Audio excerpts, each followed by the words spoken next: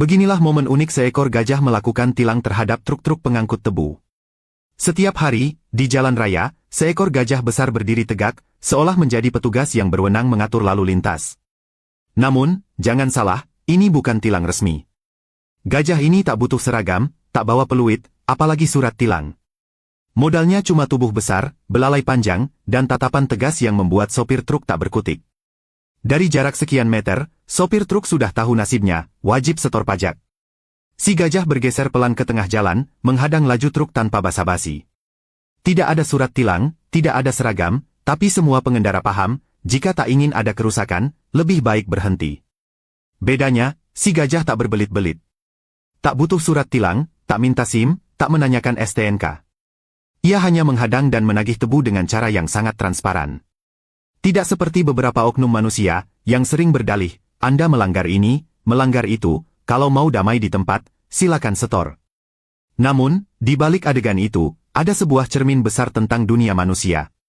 Tentang betapa miripnya gajah ini dengan para pejabat yang berdiri di tepi jalur hidup rakyat kecil, siap menghadang, siap menagih, dan siap mengambil bagian mereka, tanpa perlu malu, tanpa perlu izin.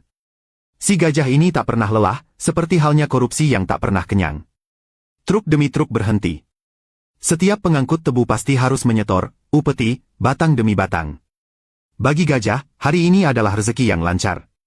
Bagi sopir, ini adalah nasib yang tidak bisa dihindari. Di dunia yang dikuasai oleh kekuatan, siapa yang berani melawan? Sama seperti rakyat yang tak berdaya menghadapi pejabat rakus berseragam rapi, berdasi, dengan tanda tangan dan cap stempel sebagai alat legitimasi. Lihatlah gajah itu, berdiri tenang. Ia tidak bersembunyi. Tidak ada manuver politik. Tidak ada pidato penuh janji manis. Ia hanya menghadang, mengambil, dan pergi. Tanpa alasan, tanpa pembenaran. Jujur dalam kerakusannya. Tidak munafik seperti sebagian manusia yang berbicara soal kesejahteraan sambil mencuri hak rakyat dari belakang meja.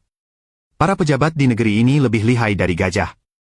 Mereka menutup rapat-rapat kerakusannya dalam bentuk aturan resmi, proyek fiktif, markup anggaran, atau hibah yang tak pernah sampai ke rakyat. Bedanya, gajah berdiri di jalan, sedangkan pejabat berdiri di balik podium. Gajah merampas tebu, pejabat merampas uang pajak. Beginilah dunia. Alam dan manusia sama-sama punya pelaku pungli. Bedanya, gajah tidak pernah berpura-pura menjadi pahlawan. Ia tidak memamerkan senyum di baliho, tidak menulis status tentang kesejahteraan di media sosial, tidak berkoar tentang integritas.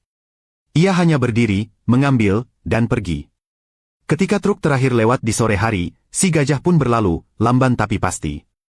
Pulang dengan perut kenyang dan hati tenang. Esok pagi, ia akan kembali ke tepi jalan, menunggu giliran berikutnya, mengulangi ritus pemalakan ini dengan tenang. Tidak akan ada yang menegurnya, tidak ada yang mengadili, tidak ada yang menyebutnya koruptor, karena ia cuma seekor gajah. Namun, betapa ironi dunia ini, karena meski pelakunya berbeda wujud, pola kerakusannya tetap sama. Menghalangi jalan, memaksa, lalu mengambil. Bedanya hanya siapa yang lebih berkuasa, gajah atau pejabat. Dan di akhir cerita, rakyat tetap yang harus menyerah.